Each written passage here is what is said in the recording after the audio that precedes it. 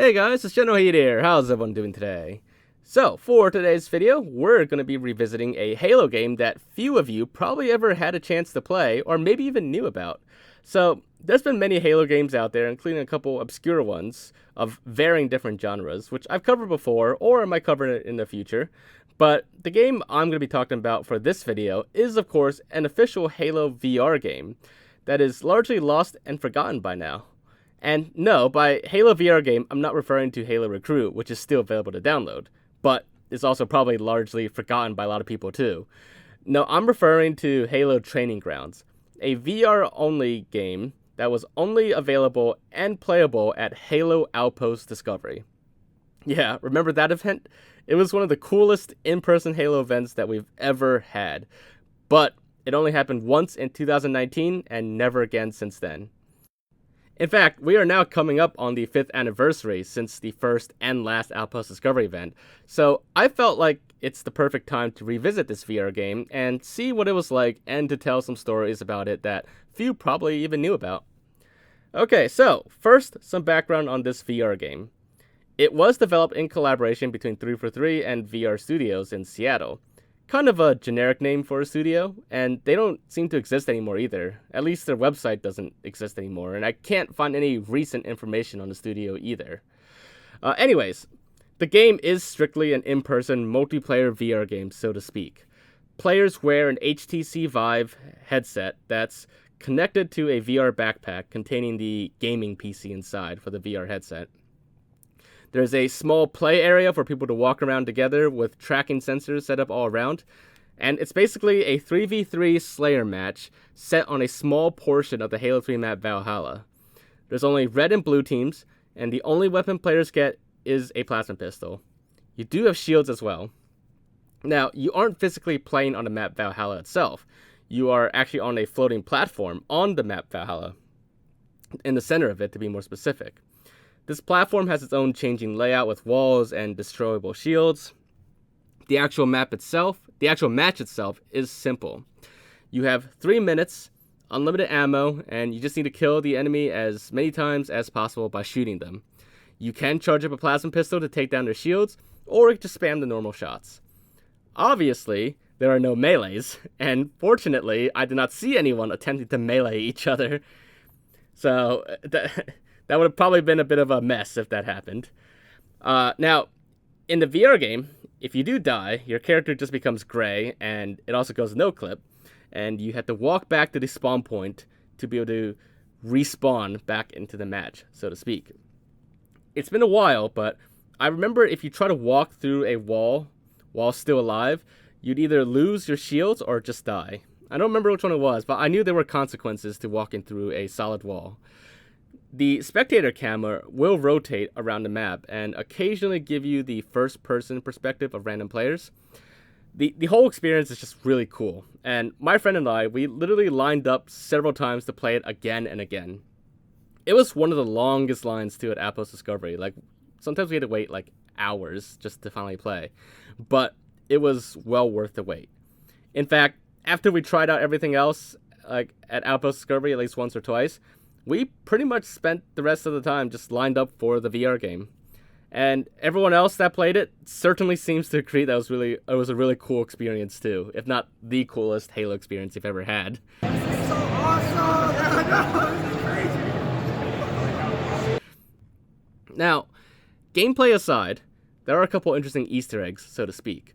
One thing notable in particular is that around the map's play area are a couple of vehicles like a Warthog, Ghost, and Banshee.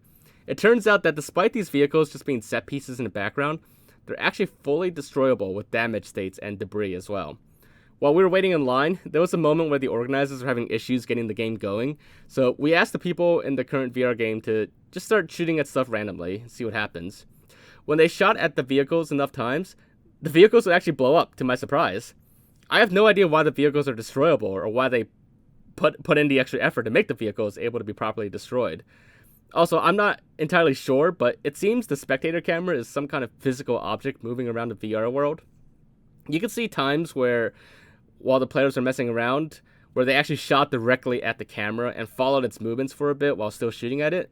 So it's likely the camera exists as some kind of physical object, but I don't remember what it was. nor do I think I noticed it at all until I dug up this old footage I had. For those of you out there who have played the Halo this Halo VR game, and you remember what the camera physical object might have been, let me know in the comments down below, because I'm very curious, because I don't remember at all. I never even really paid attention to that at the time. So, as I said, this Halo VR game was only ever available and playable at Halo Outpost Discovery, which itself was only held once in the summer of 2019.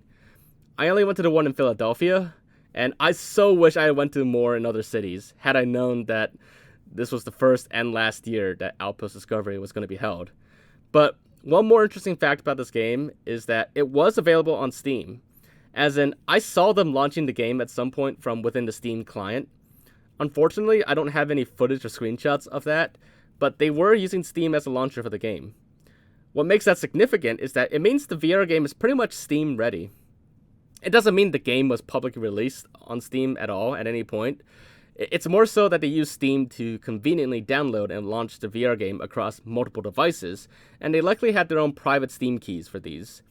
But with that in mind, if we're never getting Outpost Discovery again, then it probably means this VR game will never see the light of day again, which is a huge shame, because it's incredible. It's a really fun game. What 343 should do is just release the game on Steam publicly. It didn't need any specialized hardware in particular, so I imagine like anybody could just run this themselves. I mean, it was just using standard HTC Vive VR headsets and sensors. Granted, most people probably can't set that up on their own, or they don't have the play space to host like a whole 3v3 match by themselves. But if they added some kind of simple online multiplayer component where you just get matched with random people, that would be a really cool official Halo VR game. Or alternatively, they could add like bots so that you could, play the same 3v3 match, but, with and against bots. Or 343 could also start hosting the VR game again at other Halo events, such as Halo HCS Worlds in Seattle. I mentioned the Worlds event in particular because that particular HCS event is it's more than just competitive stuff. They'd have other community stuff going on there, and they used to even have Fireteam Raven machines there.